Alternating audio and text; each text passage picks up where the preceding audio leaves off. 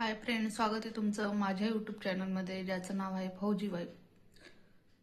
तर मी लवकर व्हिडिओ टाकण्याचा प्रयत्न करत होती, पण माझ्याकडनं काही शक्य झालं नाही. पोरगी सांभाळणं, घर सांभाळणं,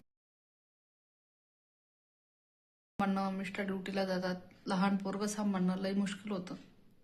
त्यामुळे मला जसा वेळ भेटत जाईल तसा मी व्हिडिओ बनवत जाईल. जर तुम्हाला लोकांना जर आवडत असेल माझा व्हिडिओ किंवा कोणाला माझ्या व्हिडिओ थ्रू मदत होत असेल तर प्लीज मला कमेंट करून सांगा. मला पण माझी स्टोरी शेअर करायला आवडेल किंवा माझी स्टोरी सांगायला आवडेल. तुम्ही लोकांनी जर सपोर्ट केला तर मी नक्की व्हिडिओ बनवत जाईल.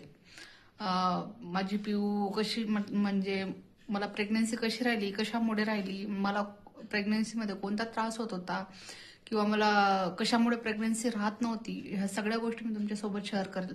जर तुम्ही इंटरेस्टेड असाल तर, जर तुम्हाला आवडत असेल माझी स्टोरी किंवा माझ्या व्हिडिओमुळे कोणाला हेल्प होत असेल तर मी नक्कीच माझी प्रेग्नन्सी जर्नी शेअर करेल.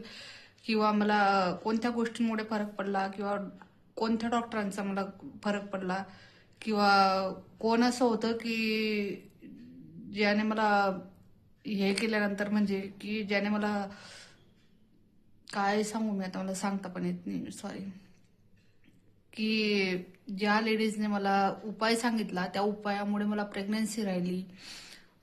तिने काय सांगितलं होतं, कसं करायला सांगितलं होतं. जर कोणाला गरज असेल किंवा कोणाला वाटत असेल की याच्यामुळे मला हेल्प होईल तर तुम्ही नक्की मला कमेंट करून विचारू शकता. मी नक्की तुमच्या त्या गोष्टींवरती व्हिडिओ बनवेल किंवा मी नक्की सांगेल कसं काय करायचं बुवा असं.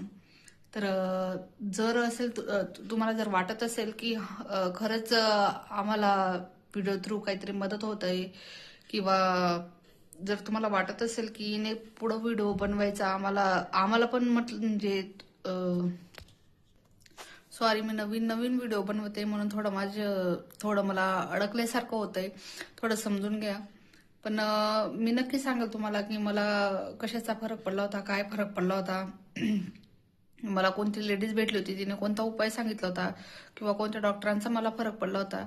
10 वर्ष मी एवढी हॉस्पिटलला जाऊन कंटाळली होती ना की मला आता वाटतच नव्हतं की मला पोरगी होईल किंवा मला मातृत्व प्रदान होईल बुवा.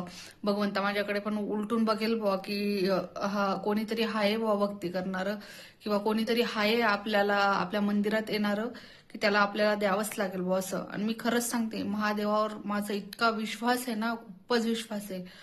जर कोणाला होत नसेल ना तर खरंच मंदिरात जा. मी डेली मंदिरात जायची, डेली एक पण दिवस असा नव्हता की माझा चुकत असेल बुवा असं. मिस्टर मला नेहमी म्हणायचे की तू जा, तिथं झाडू पोछा कर, मंदिरात सगळं काही कर, सेवा कर, तुला भगवंता बरोबर देईल. आणि खरंच तसंच झालं, मला भगवंताने दिलं. मला इतकं गोंडस पोरगं दिलेलं आहे. माझी पोरगी इतकी छान बोलते ना, मला तिला बघून मी सगळं विसरून जाते डायरेक्ट, माहिती का. तर सांगा प्लीज, जर वाटत असेल तुम्हाला किंवा कोणाला माझी स्टोरी ऐकायची असेल तर तुम्ही कमेंट करून सांगू शकता. मी तुम्हाला सांगेल उपाय.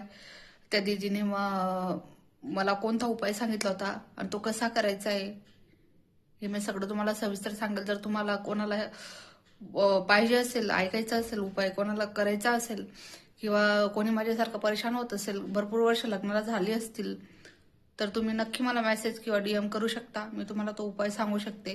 त्याच्याने खरंच माझी एक फ्रेंड होती, तिला पण सांगितलेला हा उपाय, तिने पण केला, तिला पण आता प्रेग्नंट आहे ती. तर आज मी एवढंच बोल व्हिडिओमध्ये. माझी पोरगी झोपलेली, मिस्टर ड्युटीला गेलेले आहेत, पोरगी एकटी त्या रूममध्ये झोपलेली आहे. तर मी नक्की नंतर व्हिडिओ बनवेल. तुम्ही फक्त सांगा मला की हो आम्हाला खरंच ऐकायची स्टोरी असं किंवा आम्हाला उपाय सांगा. मी नक्की तुमच्यासोबत माझं प्रेग्नन्सी जर्नी पण शेअर करेल आणि तो उपाय पण शेअर करेल तुमच्यासोबत. तर आज पुरता एवढंच. गुड नाईट, धन्यवाद.